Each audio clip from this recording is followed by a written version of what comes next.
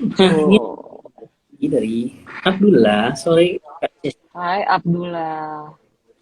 Bagaimana tips rebalancing di tengah ketidakpastian pasar ini? Terima kasih sebelumnya. Gimana tuh? Oke, oke. Tadi kita sebenarnya udah kurang lebih udah jawab ya. Udah jawab Hmm. ya, Jok ya. Tapi nggak apa-apa, ulang lagi. Eh, kita balik aja. Yang namanya rebalancing portofolio itu adalah kan eh, salah satu strategi lah ya investasi untuk mengembalikan eh, investasi kita ke tujuan awal gitu. Misalnya nih kayak tadi gitu kalau misalnya portonya sekarang seharusnya ya beberapa hari ini sih harusnya portofolio sahamnya pasti ada pergerakan naik sih gitu. Nah, kalau dilihat weightingnya sudah tidak sesuai gitu kan. Misalnya tadinya 60% udah jadi 65% gitu. Enggak ada baiknya nggak apa-apa rebalancing aja dulu sedikit ke pasar uang gitu. Yang namanya market juga nggak mungkin naik-naik terus secara kita lihat long run-nya naik, cuman kan dalam perjalanannya ada naik turunnya pasti. Nah, kita didisiplinin aja gitu rebalancing gitu. Nah, balik lagi untuk rebalancing menurut aku tadi ya jangan 1% udah kita rebalancing ya terlalu cepat juga sih. Kayaknya ya more than five tuh udah kayaknya udah lebih ideal ya gitu. Ya, Itu dan Joko. ya, ini ya, kayak tadi ya, kayak memprediksi, bukan memprediksi, perkirakan marketnya kalau dia lebih ke arah bearish, ya lo tentu yang safe havennya dinaikin. Porsinya weighting kalau tadi 30 mungkin lo bisa naikin ke 40 atau 50. Kalau Ya, marketnya memang bullish, ya lu kalau tadinya misalnya di 70% misalnya itu di saham, mungkin lu bisa naikin ke 80 gitu. ya. Sehingga ketika riding the wave naik ya return lu bisa lebih maksimal. Semuanya iya lebih maksimal. Semuanya pasti akan beriringan naikkan gitu. Sesuaikan ya dengan market. Kalau misalnya bearish pun udah eh, termitigasi resikonya harusnya kita ruginya lebih banyak jadi berkurang gitu. Intinya itu sih teman-teman. Nah, kalau Apalagi misalnya ya Jok ya yang belum kita bahas. ya, kayak misalnya lu gitu ya, kalau pegang kayak sekarang reksadana, gini, kalau orang yang pegang saham itu kan kalau misalnya dia beli dari indeks waktu 6.600, 6.500, sekarang kan mungkin udah naik 10%-an gitu ya. Nah, Mm-mm. kalau reksadana saham tuh performanya gimana sih? Apakah dia ngikutin juga atau gimana tuh? Reksadana saham Jok. Hmm. Oke. Nah, yang namanya reksadana itu kan ada ratusan ya Jok ya. Kita bahas lagi nih. Yang namanya reksadana mungkin gini. Ini tips-tips juga cara kita melihat atau memilih lah untuk reksadana itu seperti apa. Reksadana saham tadi Jogi tanya. Yang namanya reksadana ada ratusan ya Jok gitu. Yang reksadana saham juga banyak. Tapi pengelolaannya itu Jok, itu kan beda-beda Jok gitu.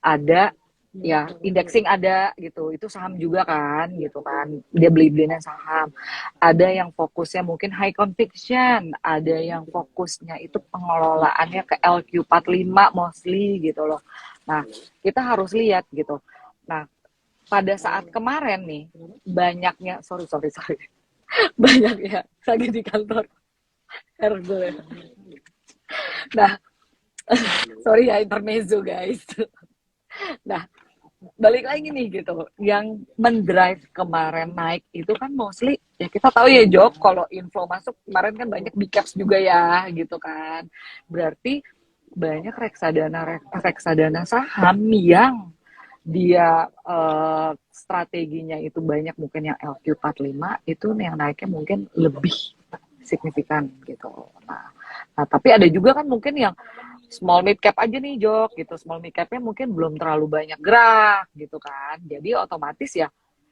nggak maksimal juga gitu kenaikannya nah makanya kalau kita mau ya tips cara milih tuh kita juga nggak bisa lihat cuman dari return aja nih Jok gitu karena return juga kan yang udah pasti itu kan raport ya atau di tahun lalu kan gitu. Memang kita melihat itu bahwa oh kompeten seorang MI seperti apa sih gitu di tahun lalu.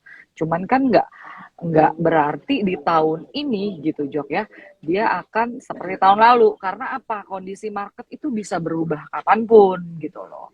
Ya ambil contoh misalnya waktu kondisi market 2019 apa 2018 2019 lah, waktu zamannya sideways ya, ya SG-nya tuh nggak kemana-mana. Malah di situ reksadana seperti pendapatan tetap Jok yang naik daun tuh gitu, yang bisa kita mungkin kasih return bisa almost 10%-an juga gitu.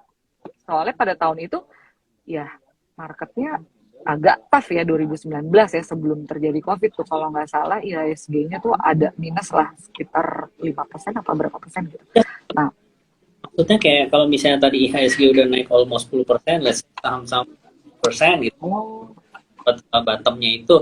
Nah, orang kita bisa investor yang males yang oke gue beli reksadana, oh nah, benarkah sama? Nah, bagaimana tipsnya supaya buat reksadana saham yang kinerjanya ya gitu, ketika IHSG bullish dia bisa lebih tinggi returnnya, ketika IHSG turun mungkin dia ya ya turunnya dalam ya berarti kita harus mencari reksadana yang mirroring ke indeks Jok kalau gitu.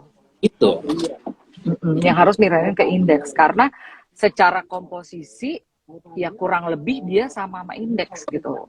Nah seperti yang tadi gue bilang kan ada indeks, ada waktu itu 2 hari kan Jok yang naik 2%, kok saham kita nggak naik gitu karena kan memang salah satu. Tapi kalau misalnya kita cari yang mirroring ke indeks gitu, itu nggak akan jauh-jauh. Misalnya nih indeks naik 2%, ya paling dia naik 2,01% atau 0,02% lah gitu loh, cari indeks. Begitupun turun gitu, turun 2% gitu, dia akan turun 2 ya atau 2 lebih atau 2 kurang gitu. Nah, berarti kalau emang kita mau nyari yang oh indeks ke sini nih, ini indeks menurun ya, mungkin yang kita ambil yang indexing juga bisa.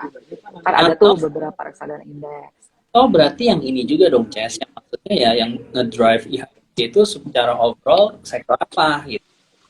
Kalau misalnya Ya, sektor ya, tersebut ya berarti dia bisa riding the wave juga sama kayak right. IHSG. Tinggal Ya, bagaimana kita lihat strategi si fund manajernya ini nih. fund manajernya Jadi untuk mengelola. nah, itu mungkin ya sekarang yang lu rekom mungkin ada nggak kalau mungkin teman-teman yang penasaran apa gitu ya. Jujur sih kalau gue pribadi masih suka gue reksadana campuran Jok. Kenapa? Karena satu, kita udah bahas ya.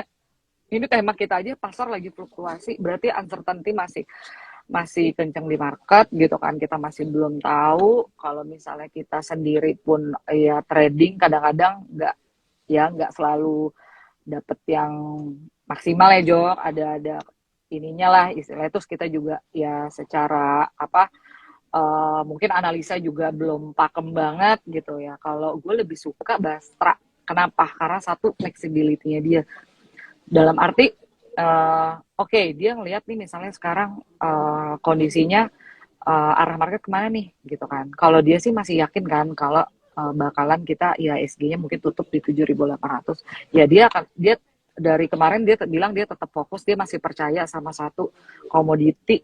Big banks dia juga ada dan dia mulai ngelirik ke sektor properti Jok gitu.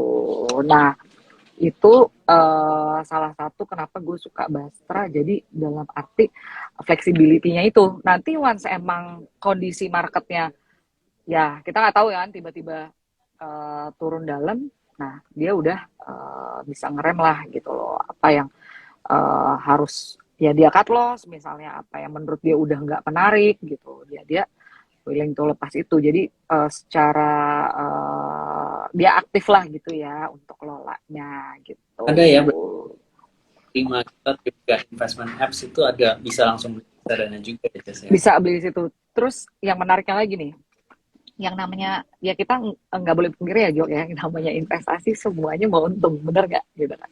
Iya dong. Nah, yang gue suka dari Basra adalah cara pengelolaannya ini agak beda karena benchmarknya dia Jogi. Tadi kan lu bilang ya kalau kalau IHSG naik kita naik tuh. Benchmarknya dia itu bukan kayak IHSG Jok gitu. Tapi benchmarknya dia itu adalah deposito 6 bulan plus 5%. Jadi kalau misalnya kita ngomong anggap aja sekarang 3% ya gitu, deposito plus 5% berarti kan 8% Jok.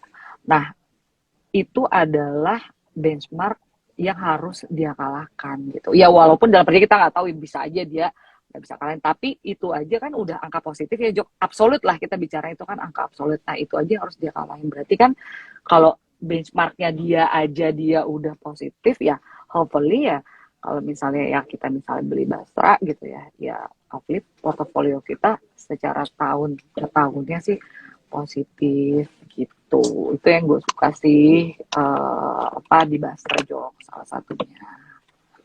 Oke, nah, oke, sebelum kita mengakhiri, sebenarnya view lu terhadap market gimana, Cak? Ke depannya semenjak kita sudah sentuh 7.000 lagi. 7.000 lagi. Kalau gue sih optimis Jok, akhir tahun ya gitu, ke 7.800 walaupun memang di US kan masih banyak Dong, Bang. uncertainty ya gitu kan.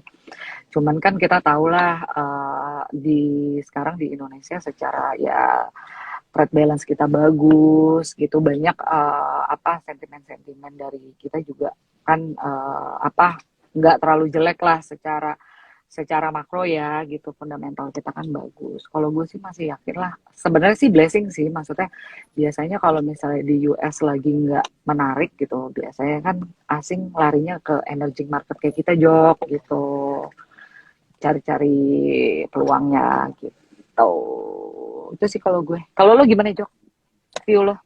Gua ya sih kayak sekarang ini kan marketnya fluktuatif kan. Itu nggak dipungkiri kan. Kita nggak tahu nih perlambatan ekonominya mungkin terjadi gitu. Resesi itu sooner or later pas agak terjadi karena kan pas udah naik angkanya positif positif positif pasti ada ya someday kan nggak mungkin terus kan. Nah itu kan growth growth benchmarknya base-nya naik terus kan. Pasti ada satu momen di mana dia agak turun. Nah itu kapan terjadi? Apakah akhir tahun, awal tahun? Nah itu harusnya udah akan di price in lebih cepat. Maksudnya kayak market kan bergerak 3 sampai 6 bulan sebelumnya kan. Ya, Nah jadi menurut gue memang kayak momen-momen seperti ini ketika IHSG naik angkanya tinggi ada baiknya mengurangi exposure jadi lu langsung take profit aja gitu karena ya, take profit kan balik lagi itu sesuatu untuk mengamankan profit kan profit. kalau misalnya agak turun justru jangan terlalu takut malah lu bisa buyback lagi gitu. Nah, jadi jangan yang tapi kayak kekeh gitu maksudnya ini akan naik terus. Oke, misalnya tadi ada target 7.800 sih harganya. Cuman kan nggak langsung satu garis lurus ya. 7.800 ya. 100. Nah, jadi teman-teman harus lebih ke short term strategi aja sih di saat market fluktuatif kayak Kondisi gini. kayak gini ya. Cuman arahnya memang ya tadi balik lagi yang diuntungkan ya tentu sektor komoditi, banking gitu kan. Suku bunga naik kan sebenarnya margin perbankan juga naik gitu. Perbankan naik. Bisa lebih banyak salurin kredit loan juga. Itu kan berarti kan Ya, secara juga. Jadi ya banking that's why kenapa dia dibeli asing gitu. Tapi dibeli kalau asing. uncertainty lagi turun ya asing punyanya itu ya yang akan dijual itu juga gitu kan logik makanya lebih harus short term sih strategi udah amanin cuan dikit dikit dikit dikit gitu jadi nggak terlalu kecelek nanti keburu minus dalam akhirnya nggak berani cut loss makin dalam pas Akhirnya udah makin dalam. ya yang parah kan pas benar-benar bottom lu nggak ada duit lagi gitu kan untuk Ya, buy ya nah itu itu ya itulah momen-momen itu kita perlu rebalancing itu Jok. Itu kan rebalancing. Itu berarti kan tadi lu bilang kan short term ya gitu. Berarti itu kan lu secara nggak langsung lu udah melakukan rebalancing itu kan portofolio ya itu. nah ini Gitu. satu pertanyaan ya Andi Boleh, Prakoso ini boleh. Goto gimana view Waduh, Andri Prakoso. Kenal nih gue nih yang nanya nih. gitu ya Iya. kan Goto. Hai Andi. Nah ini Gimana nih lo? maksud gini kalau kita beli pas view awal 200-an sebenarnya sekarang naik udah 50%. Nah cuma kan jadi problem ketika orang beli pas yang di harga IPO dong 338 and then dia masih hold ya masih hold pun sebenarnya gini sebenarnya kalau kita beli IPO kan awalnya 1-2 hari juga lu bisa ambil cuan kan profit kan 20% kan. Nah, cuman akhirnya ya turun ya. That's why makanya lo amanin posisi nggak boleh terlalu greedy sih. Karena kita tahu, maksudnya Goto ini memang company yang gede, tapi dengan segala teknologi sektornya ini yang terdampak di luar gitu, ini kan pasti akan terpengaruh. Walaupun mungkin masih prospek bagus ke depan. Ya, orang kan akan rasional dong. Ketika semua blue chip yang untung kayak bank 20 triliun setahun murah harganya, gua nggak beli itu aja gitu. Kenapa gue masih harus saham tech yang mungkin bottom line-nya masih negatif, kan gitu dong. Jadi secara Yes. logika orang akan prefer ke sana gitu. Nah, makanya kayak ya udah kalau kita bisa untung sebenarnya harusnya kita jual dulu. Kayak sekarang kalau orang yang di harga 200-an punya sekarang harga udah 300, ya 300-an. gitu. Tapi ini kan Take bagus, profit. kemana? Ya nggak apa-apa. Maksudnya short term strateginya yang harus harus kita jalanin gitu. Harus ambil profit bertahap gitu. Itu sih yang paling penting di saat market fluktuatif. Betul. Berarti kata lu tadi once dia ada Goto sempet IPO itu 10% kan mungkin waiting di komposisi sahamnya pasti ada bergerak ya Jok ya.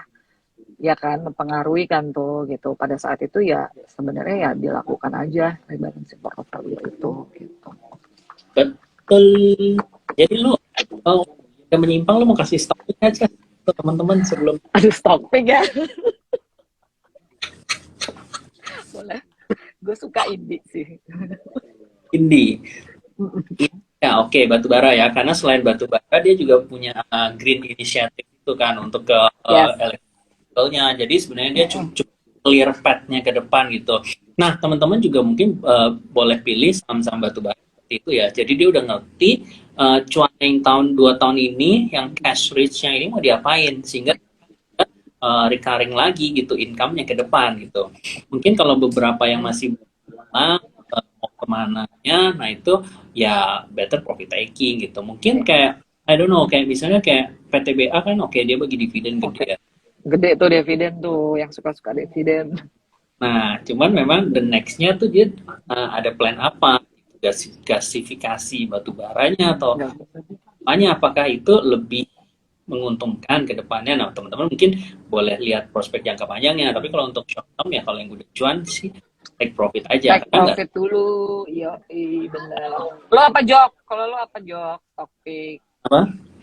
Kalau gue sih ya lebih ke ini sih maksudnya tech ya. Kalau tech ini kan eh, ketika yield Amerika turun nih kayak 2,7% atau nanti pelan-pelan ekspektasi Agustus atau September the Fed mulai slow down suku bunganya dan naik lagi. Nah itu teman-teman bisa mulai lirik tech sih. Meanwhile di luar itu ya banking main lebih ke lihat support resist aja.